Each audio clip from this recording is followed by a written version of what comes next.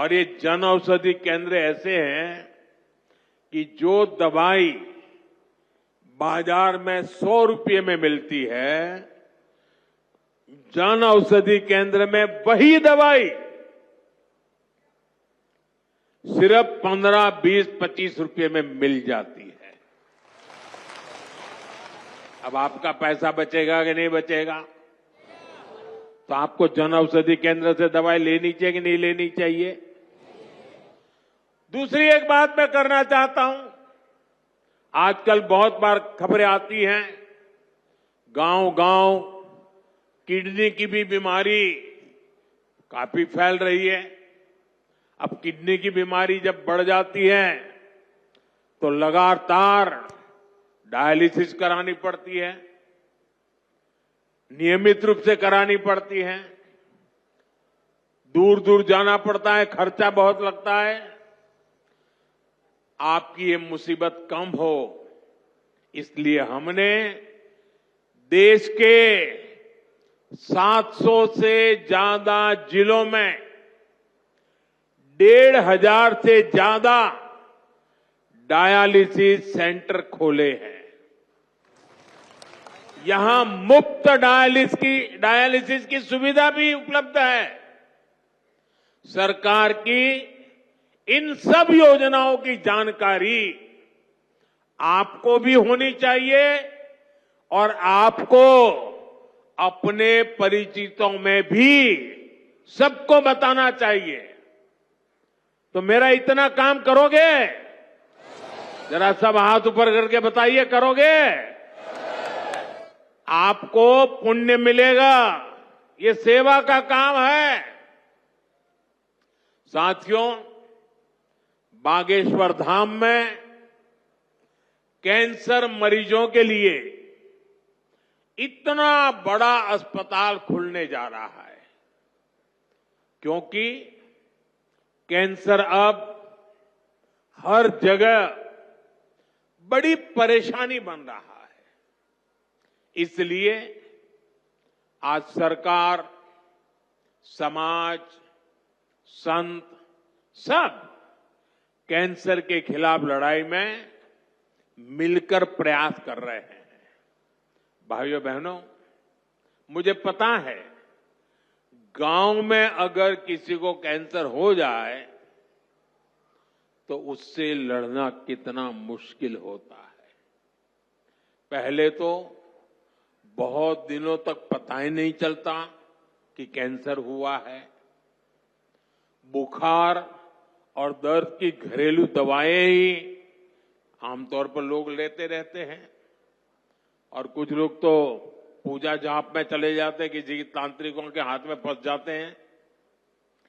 जब तकलीफ बहुत बढ़ जाती है या गांठ दिखने लगती है, तब जाकर बाहर दिखाते हैं, तब पता चलता है कि कैंसर हुआ है। और कैंसर का नाम सुनते ही पूरे घर में मातम छा जाता है, सब कोई घबरा जाता है, सारे सपने चूर चूर हो जाते हैं, और ये भी समझ नहीं आता कि कहां जाना है, कहां इलाज कराना है। ज्यादातर लोगों को दिल्ली, मुंबई का ही पता होता है। इसलिए हमारी सरकार इन सब तकलीफों के समाधान में लगी है। इस साल जो बजट आया है उसमें भी कैंसर से लड़ने के लिए कई सारी घोषणाएं की गई है, और मोदी ने तय किया है कि कैंसर की दवाओं को और सस्ता किया जाएगा।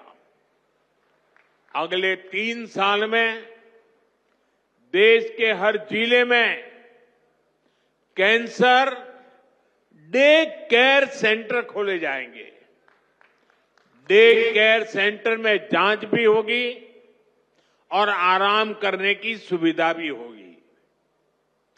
आपके पड़ोस में ही जो जिला अस्पताल है, चिकित्सा केंद्र हैं, वहां कैंसर क्लिनिक भी खोले जा रहे हैं। लेकिन भाइयों बहनों, आपको मेरी एक बात अच्छी लगे या बुरी लगे, लेकिन इसको कुछ करना ही पड़ेगा। याद रखना और जीवन में लागू करना। कैंसर से सुरक्षा के लिए आपको भी सावधान और जागरूक होना पड़ेगा। सबसे पहली सावधानी ये है कि समय से कैंसर की पड़ताल, क्योंकि एक बार कैंसर फैल गया तो उसे हराना उतना ही मुश्किल हो जाता है। इसलिए हम 30 साल से ज्यादा उम्र के सभी लोगों की जांच के लिए एक अभियान चला रहे हैं।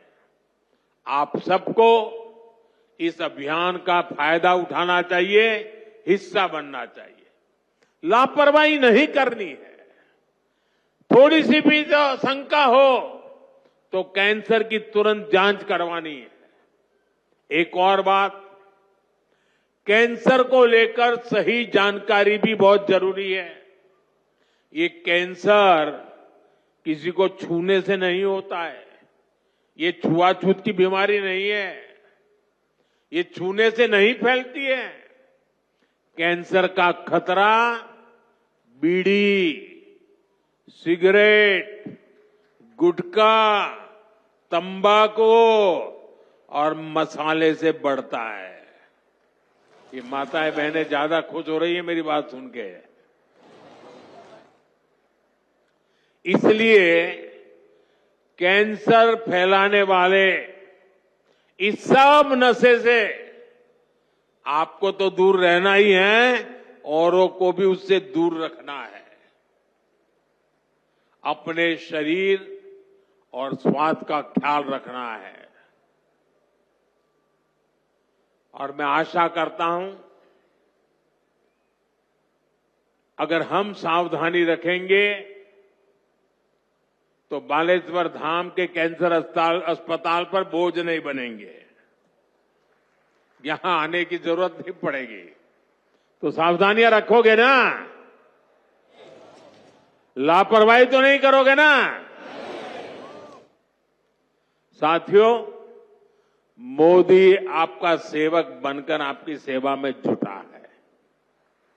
मैं पिछली बार जब छतरपुर आया था तो यहां मैंने हजारों करोड़ रुपए की योजनाओं का लोकार्पण और शिलान्यास किया था, और अभी मुख्यमंत्री जी ने इसका वर्णन भी किया।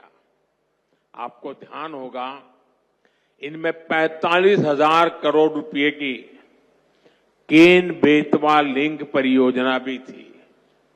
ये परियोजना कितने दशकों से लटकी हुई थी। कितनी सरकारें आई, चली गई। हर पार्टी के नेता भी बुंदेलखंड आते थे, तो यहां पानी की किल्लत बढ़ती ही चली गई। आप मुझे बताइए, पिछली किसी सरकार ने अपना वादा पूरा किया क्या? ये काम भी तब शुरू हुआ जब आपने मोदी को आशीर्वाद दिया। पीने का पानी और उसका संकट दूर करने के लिए भी तेजी से काम हो रहा है। जल जीवन मिशन यानी हर घर जल परियोजना के तहत बुंदेलखंड के गांव-गांव में पाइप से पानी पहुंचाया जा रहा है।